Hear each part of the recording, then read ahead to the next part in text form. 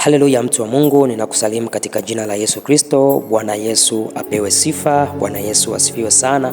Nikukaribisha sana katika mafundisho ya neno la Mungu ambayo yana lengo la kuijenga roho yako, yana lengo la kuimarisha maisha yako ya imani ili uweze kuwa mtu mkamilifu ambaye hajapungukiwa na neno. Haya ni mafundisho yanayoijenga roho yako, mafundisho yanayotia uzima katika utu wako wa ndani. Kwa hiyo mtu wa Mungu, bila shaka siku ya leo utakwenda kubarikiwa sana. Roho yako itakwenda kujengeka, roho yako itakwenda kuimarika. Somo zuri sana ambalo Roho Mtakatifu ametupa tupate kujifunza. Hili ni somo ambalo limebeba ajenda ya kufunguliwa kutoka kwenye utumwa wa dhambi, kutoka kwenye utumwa wa mauti, kutoka kwenye utumwa na uonevu wa adui, kila aina ya uraibu, kila aina ya dhambi. Yawezekana unasikiliza, kuna dhambi fulani inakusumbua, kuna dhambi fulani inakuzonga kwa wepesi. Mtu wa Mungu, Bwana ametupa somo hili, Bwana amekupa somo hili ili aweze kukuonyesha njia ya kupata uhuru ndani ya Kristo Yesu.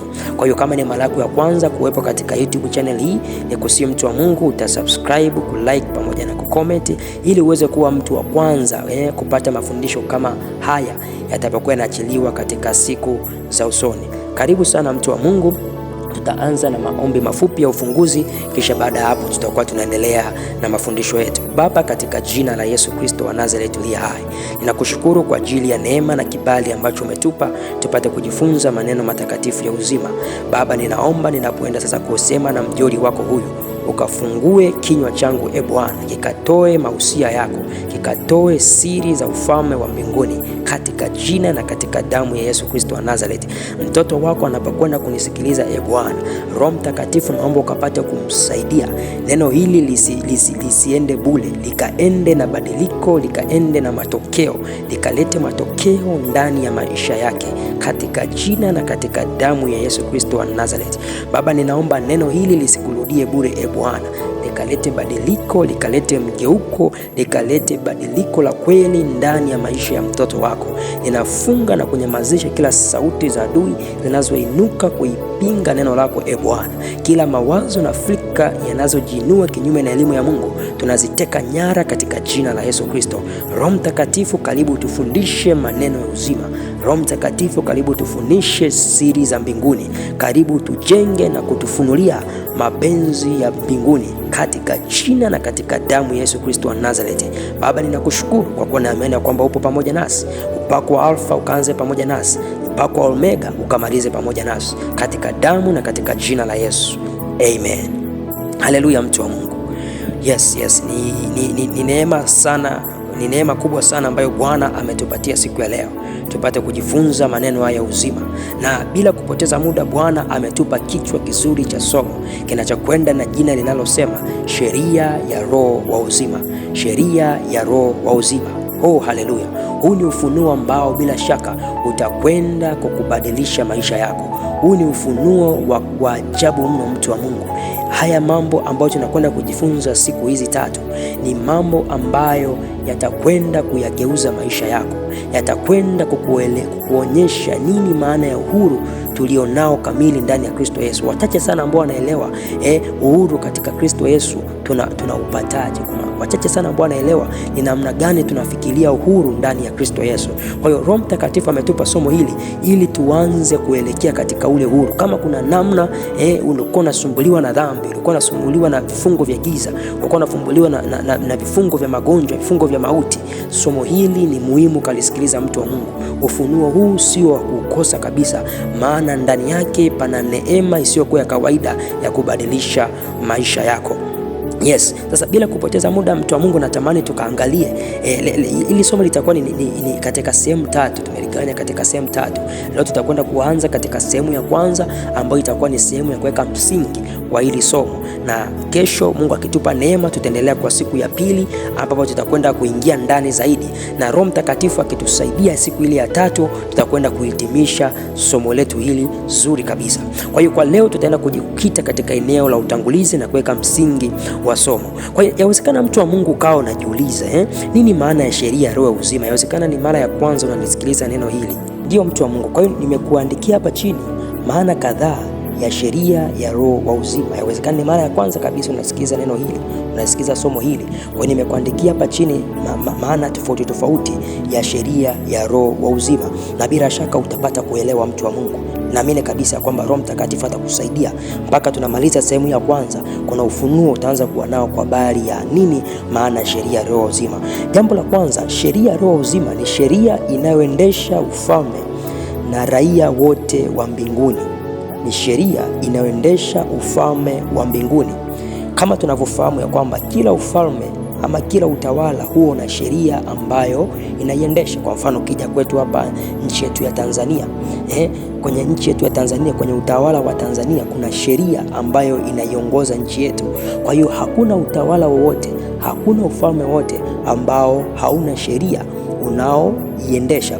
Kwa tunapongelea kwa bali ufalme wa mbinguni, ufalme wa mbinguni unaendeshwa pia na sheria.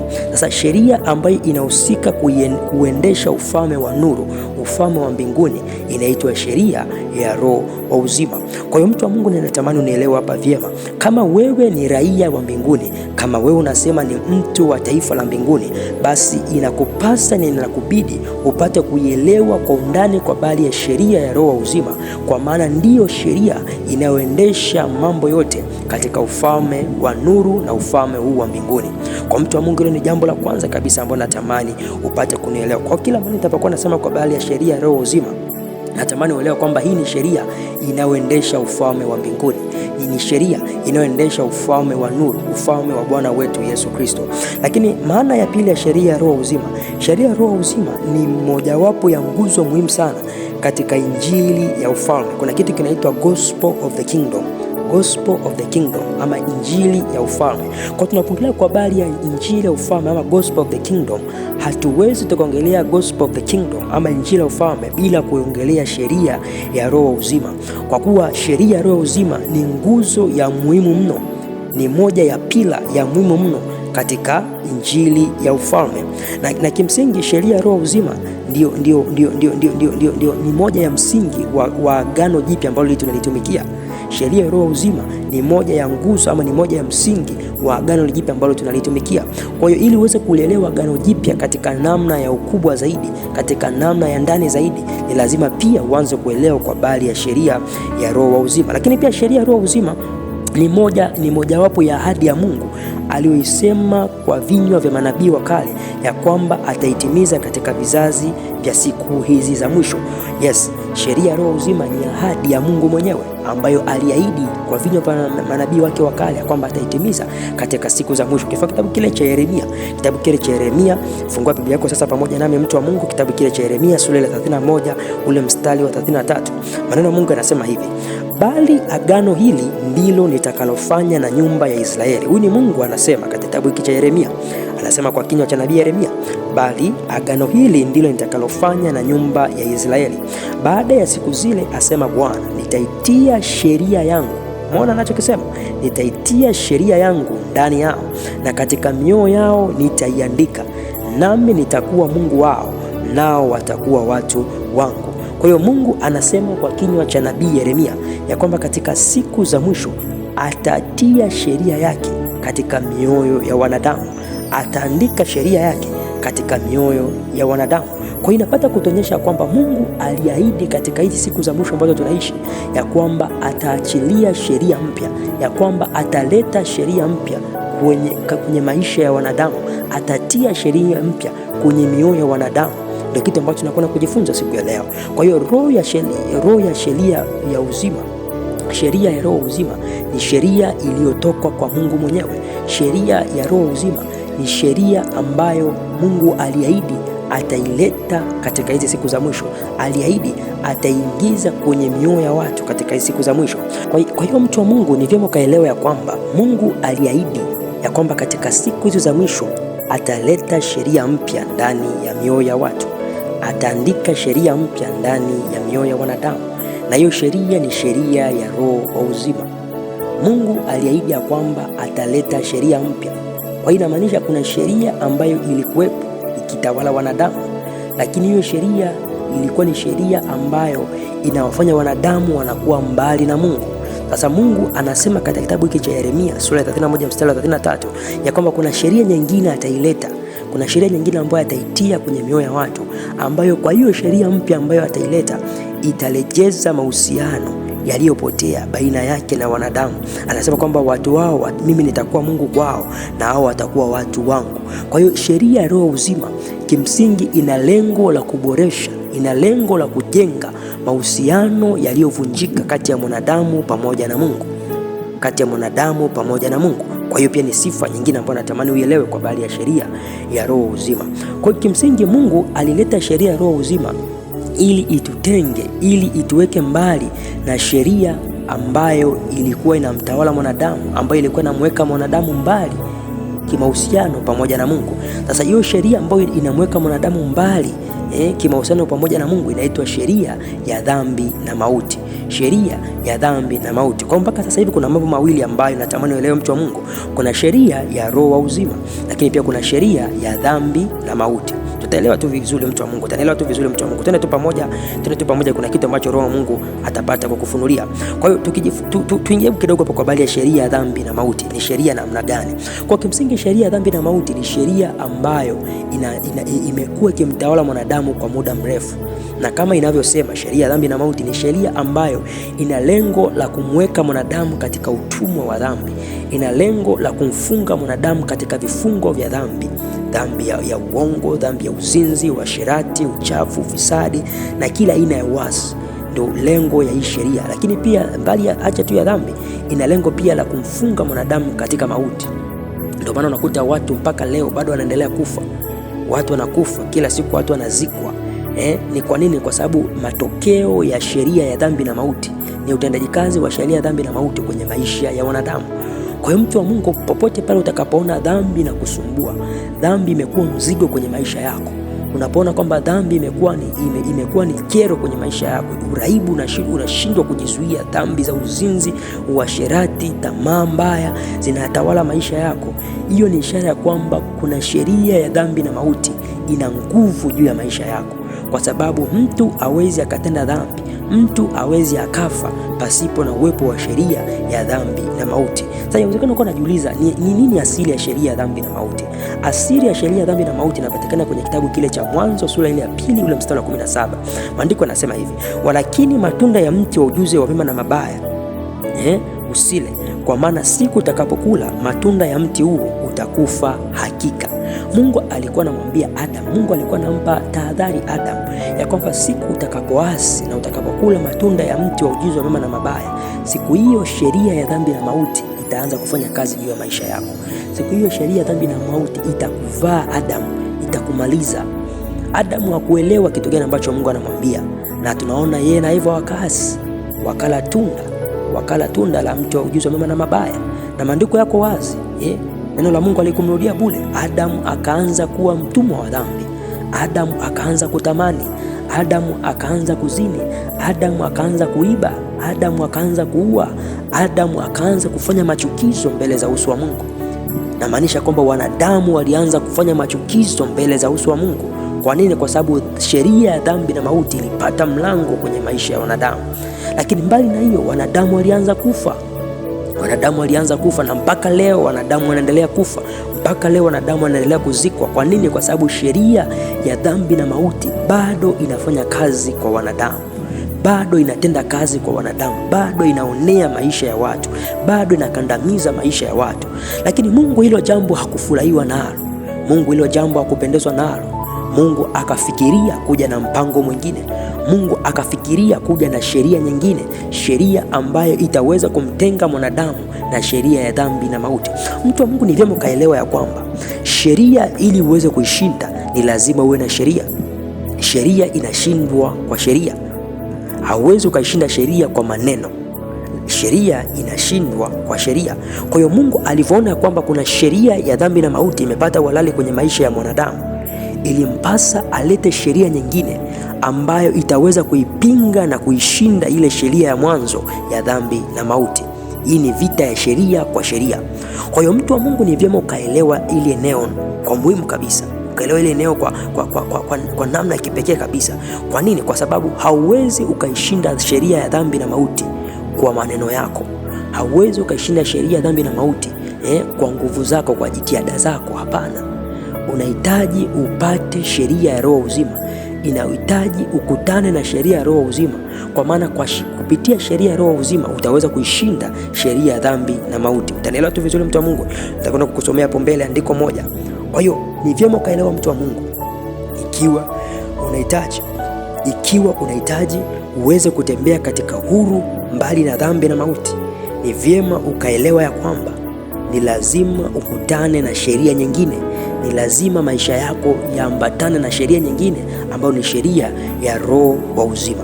Labda tufungue kitabu kile cha Warumi, kitabu kile cha Warumi sura ya 8 ule mstari wa kwanza mpaka ule wa pili. Kitabu kile cha Warumi sura ya 8 mstari ule wa kwanza mpaka wa pili. Maandiko yanasema hivi: sasa basi hakuna hukumu. Alikuwa ni maneno ya Paulo, anasema katika kitabu kile cha Warumi sura ya 8 mstari wa kwanza mpaka ule wa pili. Unatoka fungua pamoja nami, mtu wa Mungu, Biblia yako. Kuna kitu kikubwa sana hapa ambacho Paulo anakielezea kwa habari ya sheria ya roho uzima. Maandiko yanasema hivi: sasa basi hakuna hukumu ya adhabu juu yao walio katika Kristo Yesu. Hakuna hukumu ya adhabu juu yao walio katika Kristo Yesu. Kwa nini?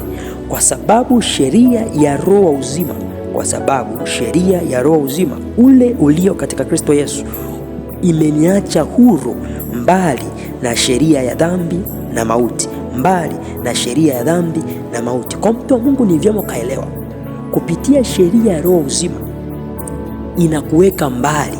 Kama jinsi mashariki yalivyo mbali na magharibi, ndivyo sheria ya roho uzima inakuweka mbali kabisa na sheria ya dhambi na mauti.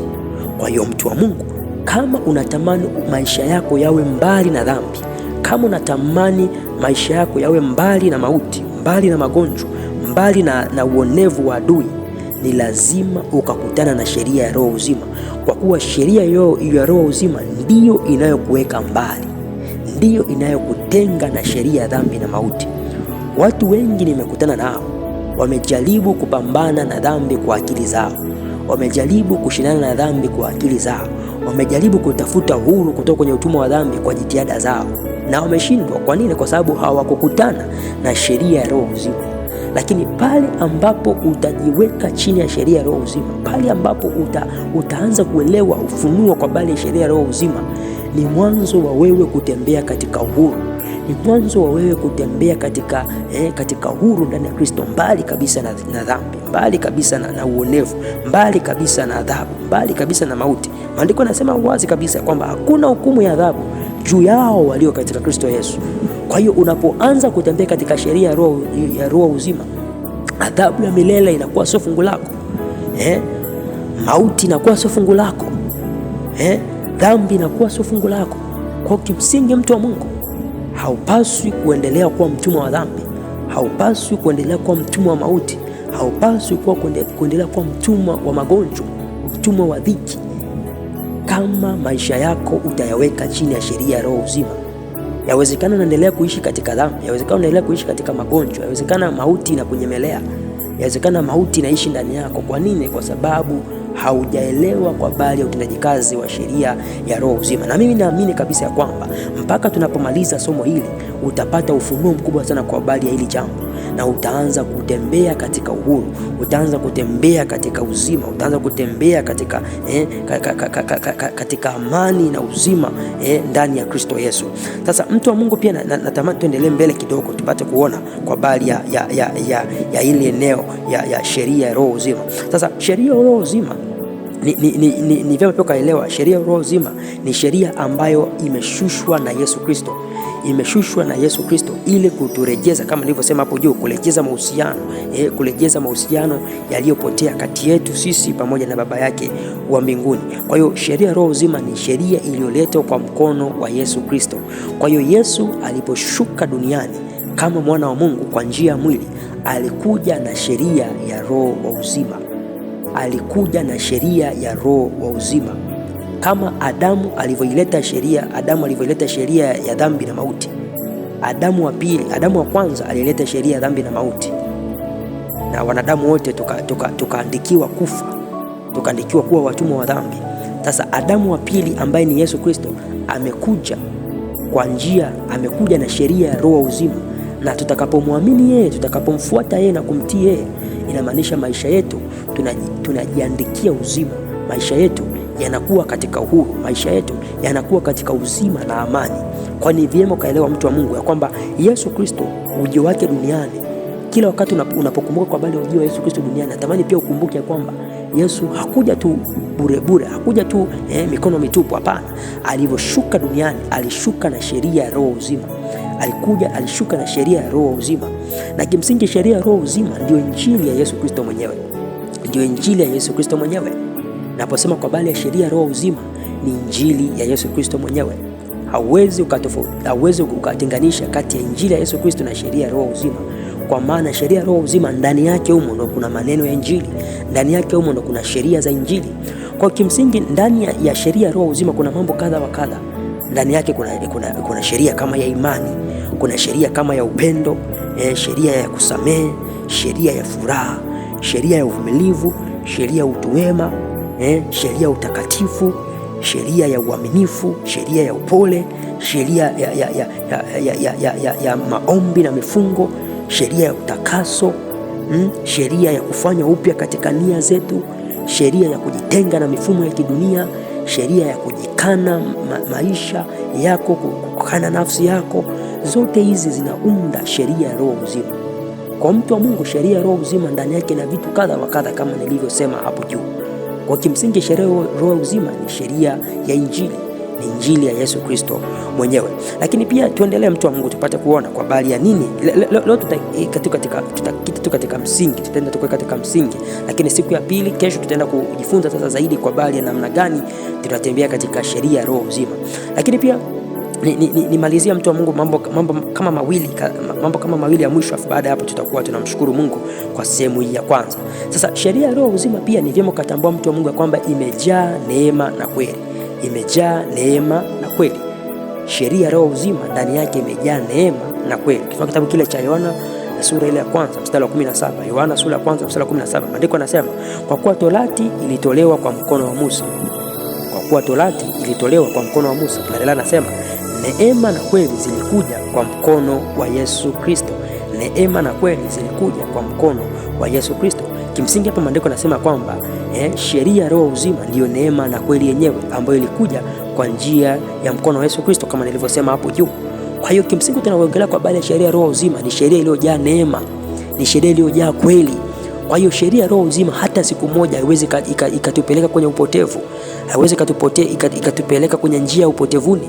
Hatuwezi tukapotea kama maisha yetu tukayaweka chini ya roho ya sheria ya uzima. Kama tutaweka maisha yetu chini ya sheria ya roho uzima, hatuwezi tukapotea, hatuwezi tukaangamia. Kwa hiyo mtu wa Mungu, kama unatamani uishi katika maisha ya kweli, kama unatamani utembee katika kweli ya Mungu, ni lazima ukutane na sheria ya roho uzima, kwa maana sheria ya dhambi na mauti haina ukweli ndani yake. Sheria ya dhambi na mauti inamdanganya mwanadamu kumpeleka katika mauti, inamdanganya mwanadamu kumpeleka katika jehanamu, katika adhabu ya milele, katika upotevuni, katika udanganyifu. Kwa hiyo mtu wa Mungu, ni vyema kaelewa ya kwamba unapotembea katika sheria ya dhambi na mauti, maisha yako yanatembea katika njia ya upotevu, maisha yako yanatembea katika njia ya upotevuni, na mwisho wake ni jehanamu, mwisho wake ni maisha ya mateso milele na milele. Lakini utakapoanza kuiweka maisha yako katika sheria ya roho na uzima, mtu wa Mungu, ni vyema kaelewa kwamba utatembea katika kweli ya Mungu, na kweli ya Mungu mwisho wake ni uzima, mwisho wake ni amani, mwisho wake ni utoshelevu, mwisho wake ni raha na furaha ya milele katika Kristo Yesu. Kwa ni vyema pia kaelewa mtu wa Mungu kwa habari ya hilo eneo pia, ya kwamba sheria ya roho uzima imejaa neema na kweli. Lakini pia sheria ya roho uzima ni sheria ambayo imejaa amani na uzima. Sheria ya roho uzima imejaa amani na uzima. Kwa kitabu kile cha Warumi sura ya 8 ule mstari wa 6, Warumi sura ya 8 mstari wa 6, maneno ya Mungu yanasema, maandiko yanasema kwamba kwa kuwa nia ya mwili ni mauti, bali nia ya roho ni uzima na amani. Kwa ni vyema kaelewa mtu wa Mungu kwamba sheria ya roho uzima matokeo yake ni uzima na amani, lakini sheria ya dhambi matokeo yake ni mauti. Kwa hiyo mtu wa Mungu, utakapoendelea kuyaweka maisha yako, utakapoendelea kuyaweka maisha yako chini ya sheria ya dhambi na mauti, ni vyema ukatambua mtu wa Mungu ya kwamba maisha yako, kila unachokifanya, kila unachokitenda kimeelekea uelekeo wa mauti, kimeelekea uelekeo wa kufa. Lakini utakapoanza kuyaweka maisha yako chini ya sheria ya roho uzima, maisha yako yataelekea katika amani, maisha yako yataelekea katika uzima. Mtu wa Mungu, ni vyema kaelewa hili, ni vyema katambua hili. Kama unatamani uone uzima kwenye maisha yako, kama unatamani maisha yako yaambatane na amani ya kweli, amani isiyotokana na dunia hii, ni vyema ukajifunza kuyaweka maisha yako chini ya sheria ya roho uzima, maana sheria ya roho uzima imejaa amani na uzima. Mtu wa Mungu, naomba niishie hapa kwa leo. Siku ya pili tutapata nafasi sasa kujifunza ni namna gani sasa ninatembea katika sheria ya roho uzima. Leo tumekuwa tukiweka msingi, tumeweka tu msingi kwa habari ya hili jambo, kwa habari ya sheria ya roho na uzima, lakini kesho tutaenda sasa kuona ya kwamba maisha yako unayawekaje chini ya sheria ya roho uzima, kwa sababu kuna faida nyingi sana za kuweka maisha yako chini ya roho uzima, ambapo pia tutayaona katika sehemu ya 3 ya somo hili. Lakini kwa sehemu ya pili ya somo hili tutaenda kujifunza ni namna gani ya kutembea katika sheria ya roho uzima. Mtu wa Mungu, utakwenda kubarikiwa sana, na ni vyema kaelewa hizi kanuni, ni vyema kaelewa hizi kanuni, kwa sababu sio watu wote wameweka maisha yao chini ya sheria ya roho uzima. Sio watu wote ambao wamekubali kuyaweka mioyo yao, wamekubali kuweka fikra zao, nia zao chini ya sheria ya roho uzima. Lakini ashukuriwa Yesu Kristo, kupitia na somo la kesho, kupitia sehemu ya pili ya somo hili, utakwenda kujifunza, utakwenda kuelewa, utakwenda kupata ufunuo ya kwa jinsi gani unaweza kutembea katika sheria ya roho wa uzima. Mtu wa Mungu, leo tutaishia hapa katika sehemu ya kwanza. Tutaenda kumshukuru Mungu kwa ufupi, then baada hapo tutakuwa tunahitimisha somo letu hili. Baba, katika jina la Yesu Kristo ninakushukuru, asante kwa uaminifu na wema wako. Asante kwa ajili ya mjoli wako huyu ambaye umempa neema na kibali cha kusikiliza somo hili kwa sehemu ya kwanza. Roho Mtakatifu, naomba uendelee kumsaidia.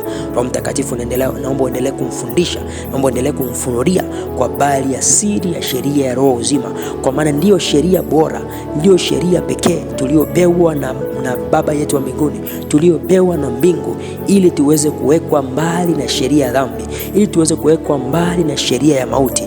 Baba, katika jina la Yesu Kristo ninamwombea mtumishi wako huyu, Bwana, ukampe neema ya kutembea katika sheria ya roho uzima, katika jina la Yesu Kristo wa Nazareti. Kila nguvu ya sheria ya dhambi, kila nguvu ya sheria ya mauti inayoshikilia maisha yake, Baba, ninaifunga na kuinyamazisha. Baba, ninaifunga na kuihukumu ndani ya mwili wake, katika jina na katika damu ya Yesu Kristo wa Nazareti.